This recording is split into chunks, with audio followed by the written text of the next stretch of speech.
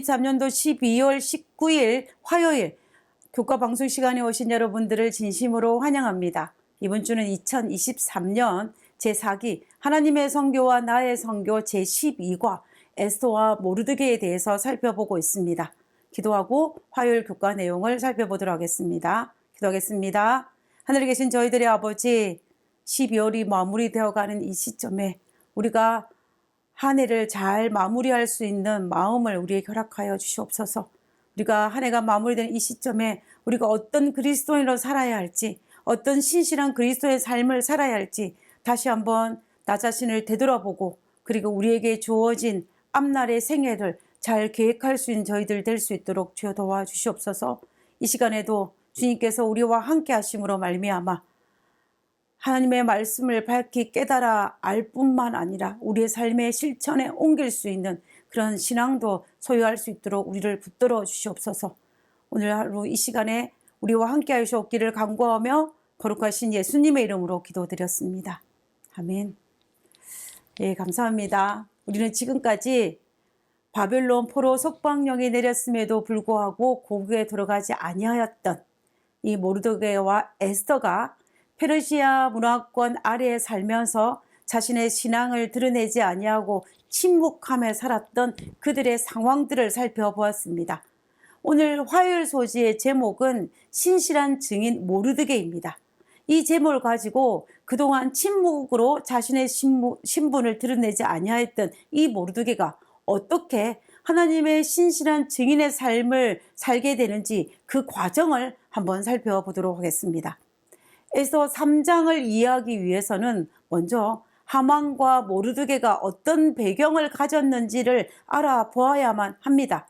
먼저 하만이 어떤 사람이었는지를 에스더 3장 1절에서 이렇게 이야기하고 있는데요.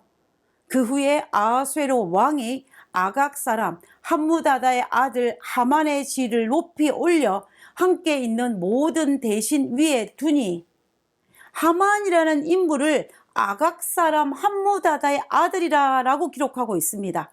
이 아각 사람이란 뜻은 하만이 사울 왕에게 의해서 몰락당한 이 아말렉 족속의 왕족 출신이라는 뜻입니다.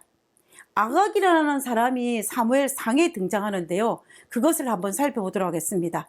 사무엘상 15장 8절과 9절에 보면 아말렉 사람의 왕 아각을 사로잡고 칼날로 그의 모든 백성을 진멸하였으되 사울과 백성이 아각과 그의 양과 소의 가장 좋은 것 또는 기름진 것과 어린 양과 모든 좋은 것을 남기고 진멸하기를 즐겨 아니하고 가치 없고 하찮은 것은 진멸하니라.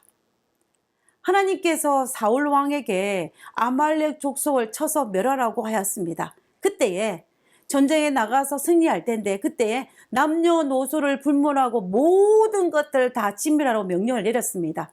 근데 그 명령을 받고 전쟁에 나가서 대성을 거뒀던 이 사울이 돌아올 때는 그 명령을 어기고 일부 전리품을 챙겨왔을 뿐만 아니라 누구까지 살려두었냐면 바로 그 당시에 아말렉 왕이었던 이 아각을 죽이지 아니하고 남겨둔 사건이 발생하였습니다. 우리는 이 사건으로 말미암아 이 사울 왕가가 다윗 왕가로 넘어가게 된 결정적인 하나의 이유가 됐다는 것을 우리가 역사사를 통해 살펴보았는데요. 어찌되었든 간에 그때에 분명하게 말하고 있는 것은 이 사울이 아말렉 족속 전체를 멸한 것이 아니라 누구를 남겨두었냐면 아말렉의 왕이었던 이 아각을 남겨두었다는 사실을 우리가 성경에서 확인할 수가 있습니다. 그때에 살아남았던 이 아각의 후손 중에 한 명이 누구였냐면 바로 하만이었던 것입니다. 자, 그러면 반면에 이 모르드게는 어떤 사람이었냐? 모르드게는 에스더 2장 5절에 이렇게 설명하고 있습니다. 도성 수산에 한 유다인이 있으니 이름은 모르드게라. 그는 베냐민 자손이니 기스의 증손이요 시므이의 손자요 야일의 아들이라. 성경에서는 여기에 모르드게를 소개할 때 베냐민 자손이요 기스의 증손이라고 기록하고 있습니다. 아마도 이 에스더를 기록한 에세이 저자는 의도적으로 모르드게의 신분이 누구인지를 그리고 하만이 누구인지를 기록하고 있는 것입니다. 우리가 보통 구약에서는 이스라엘 백성들 중에 한 명을 소개할 때는 그가 어떤 족보를 가졌고 누구의 아들이며 누구의 지파라고 설명하는 것은 비일비재한 일입니다. 그러다 이방인의 경우에는 그 신분을 이렇게 디테일하게 설명하는 경우는 그렇게 흔하지 않습니다. 그런데 하만은 몰락한 아말렉 족속의 왕족이었던 이 아각의 후손이었다는 것은 여기에 분명히 기록한 데에는 분명한 이유가 있습니다. 그것은 민족적으로 아말렉과 유다인 사이가 원수지간이었다라는 것을 알려주기 위해서입니다.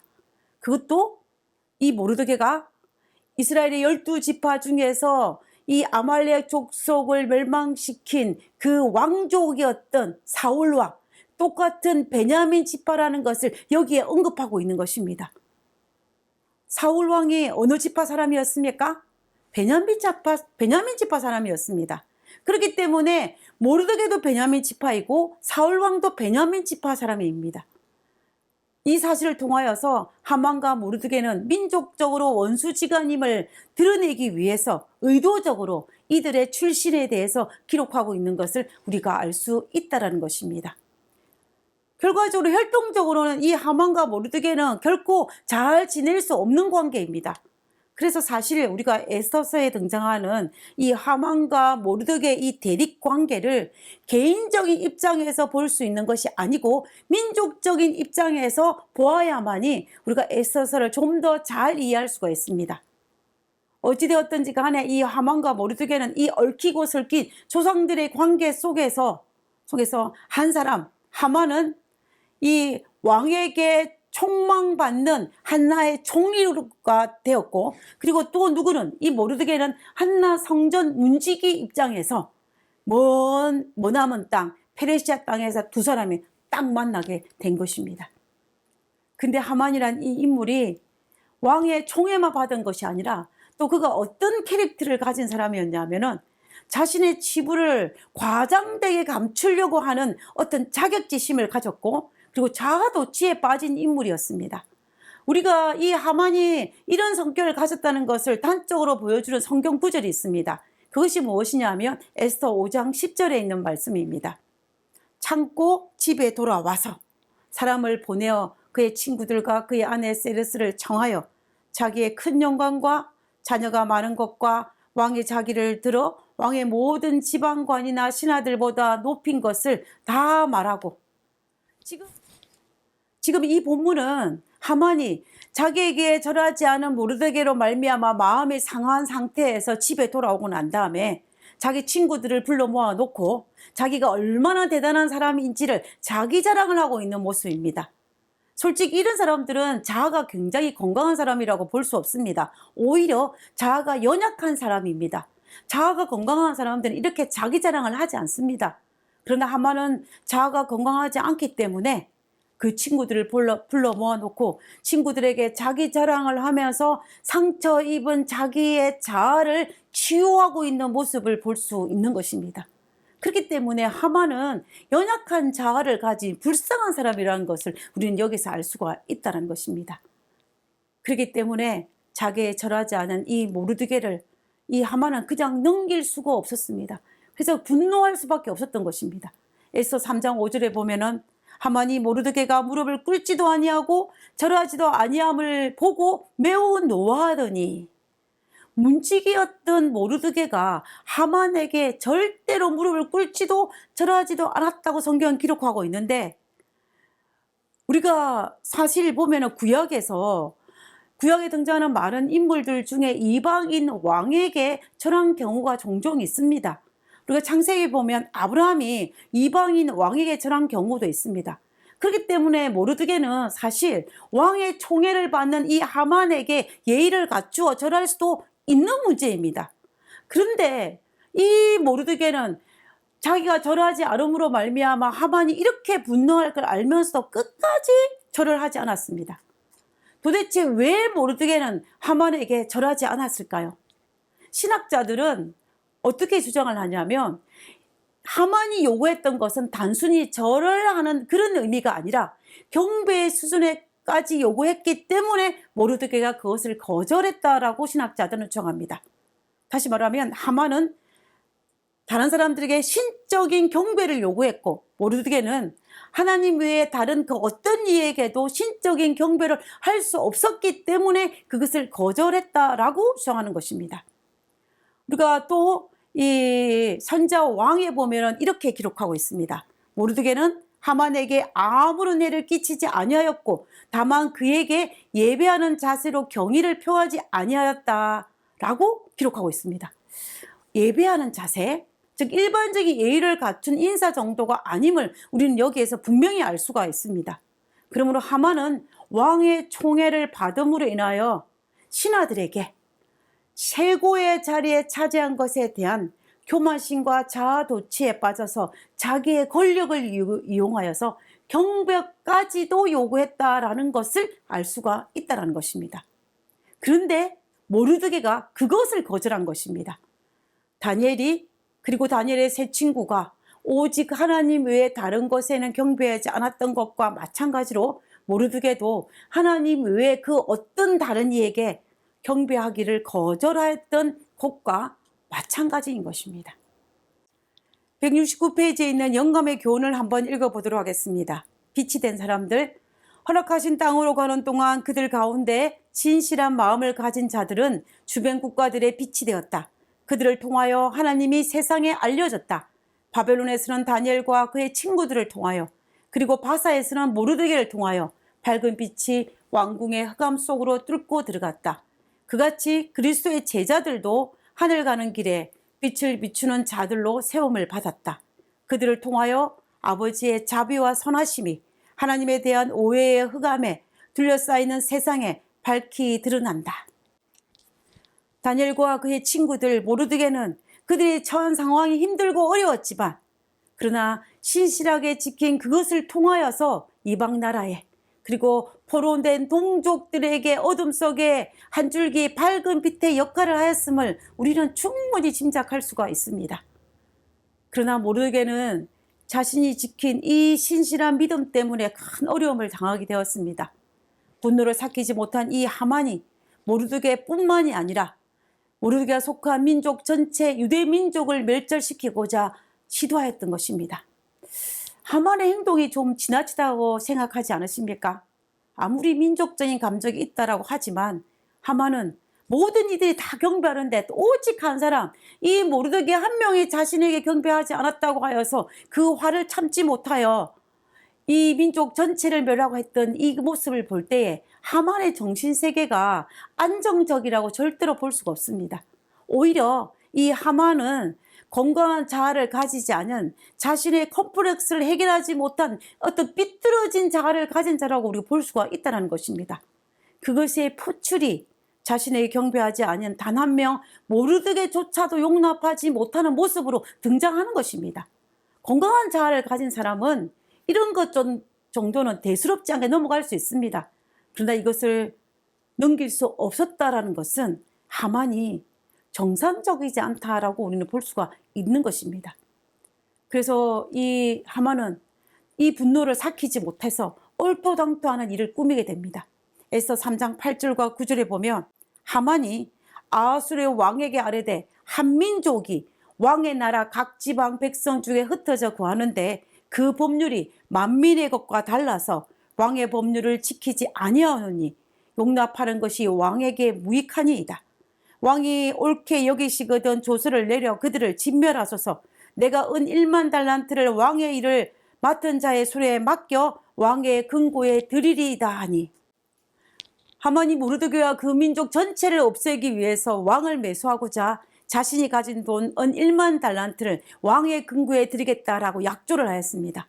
다시 말하면 자기의 재산 은 1만 달란트를 들여서 자신에게 절하지 아니하는 모르드게를 벌주고자 했던 것입니다. 어떤 기록에 보면은 이 은 1만 달란트가 얼마나 큰 돈이냐면 그 당시 페르시아가 1년 동안 세금으로 거둬들이는 양의 3분의 2에 해당하는 엄청난 돈이라고 합니다. 이런 엄청난 양의 개인의 재산을 들여서 자신의 상처난 명예를 회복하고자 했던 것입니다. 그러니 하만이 얼마나 어리석고 삐뚤어진 자아를 가졌는지를 우리가 알 수가 있는 것입니다. 그리고 하만은 유대민족을 멸절시키기 위해서 왕에게 뭐라고 말을 하냐면은, 이 유대민족은 만민의 법과 달라서 왕의 법도 지키지 아니하고 그리고 왕에게 아무런 유익이 되지 못한다라고 이야기하였습니다. 그러니 이 아하수에로 왕의 입장에서 생각할 때는 자신에게는 은 1만 달란트는 엄청난 양의 재산이 생기고, 그리고 나에게 아무런 유익이 되지 않은, 나의 법도 지키지 않은 이 민족을 진멸하는 것은 별로 어려운 일이 아닌 것입니다. 그래서 동의를 하였고, 왕은 자기의 반지를 빼주어서 이 민족을 진멸하도록 동의를 한 것을 볼 수가 있는 것입니다. 이런 모든 상황을 알았습니다. 누가요? 모르드게가. 그럴지라도 모르드게는 이방 관습과 법이 하나님의 법과 상충될 때에는 자신의 신앙을 숨기는 것이 아니라 오히려 당당히 드러내며 하나님 외에 다른 일을 경배하지 않은 자신의 믿음을 지키는 그런 모습으로 이제 모르드게가 등장하는 것을 볼 수가 있는 것입니다. 그러니 모르드게의 신앙이 아름다운 신앙이라 할 수 있는 것입니다. 우리의 신앙도 비록 어려움이 닥치는 위험을 감수하고서라도 하나님의 법을 맨 위에 올려놓고 지키는 신실한 백성이 되어야 할 것입니다. 우리 모두 하나님의 법을 세상 법보다 즐겨 순종하는 우리 모두가 되었으면 정말 좋겠습니다. 모르드게가 지금까지는 자기의 신앙을 잘 숨기고 있었지만, 그러나 하나님의 법과 나의 법이 상충되었을 때는 하나님의 법을 선택하고, 어떤 어려움과 시련이 닥친다 할지라도 끝까지 하나님의 법을 지킨 이 모르드게의 신앙이 오늘 우리들의 신앙이 되었으면 좋겠습니다. 그리고 앞날에 우리에게 어떤 일이 닥친다 할지라도 우리 끝까지 하나님의 법을 지키고 하나님의 법에 순종하는 그러한 삶을 살아가는 그러한 그리스도인이 되었으면 좋겠습니다. 우리 모두 그런 그리스도인이 되기를 간절히 바라면서 오늘 화요일 교과를 기도하고 마치도록 하겠습니다. 기도하겠습니다. 하나님께 충성하는 것이 핍박의 대상이 되는 세상에서 신실하게 주의 법을 지키는 종들을 보호하여 주시옵소서. 가능하다면 시험을 피하게 도와주시고, 시험의 때에 하나님의 영광으로 인도하옵시고 주님의 뜻을 세상에 드러내게 하옵소서. 하늘에 계신 저희들의 아버지, 할 수만 있다면 이런 시련이 우리에게 다가오지 않으면 정말 좋겠지만, 그러나 그러한 시련 앞에 더욱 닥친다면 우리는 끝까지 모르드게처럼 우리가 믿는 믿음의 신조를 저버리지 아니하고 하나님의 믿음을 따라가는, 하나님의 법을 따라가는 그러한 저희들로 설 수 있도록 우리를 붙들어 주시옵소서. 아버지, 우리를 불쌍히 여기셔서 끝까지 우리를 붙들어 주셨기를 간구하며 거룩하신 예수님의 이름으로 기도드렸습니다. 아멘.